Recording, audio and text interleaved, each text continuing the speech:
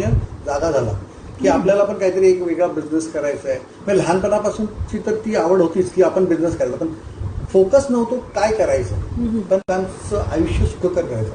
कॉन्ट्रॅक्टिंगच्या नावावर बऱ्याच ठिकाणी आहे ना एक डाग आहे की कॉन्ट्रॅक्टर म्हटलं की लुबाडून जातो. Friends, so this is so inspiring, एक यंग मुलगा जागा झाला की आपल्याला पण काहीतरी एक वेगळा बिझनेस करायचा आहे. म्हणजे लहानपणापासूनची तर ती आवड होतीच की आपण बिझनेस करायचा, पण फोकस नव्हतो काय करायचं. पण त्या 96ला तो जॉब लागला. त्याच्यानंतर मी 8 वर्ष त्यांच्याबरोबर काम केलं आणि नंतर मग माइंडसेट झालं की करायचं तर कन्स्ट्रक्शन इंडस्ट्रीमध्ये करायचं, रिस्टोरेशन करायचं, ज्याच्यामुळे लोक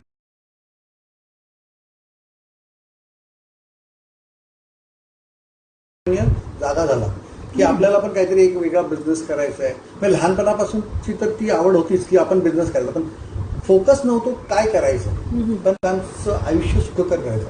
कॉन्ट्रॅक्टिंगच्या नावावर बऱ्याच ठिकाणी आहे ना एक डाग आहे की कॉन्ट्रॅक्टर म्हटलं की लुबाडून जातो.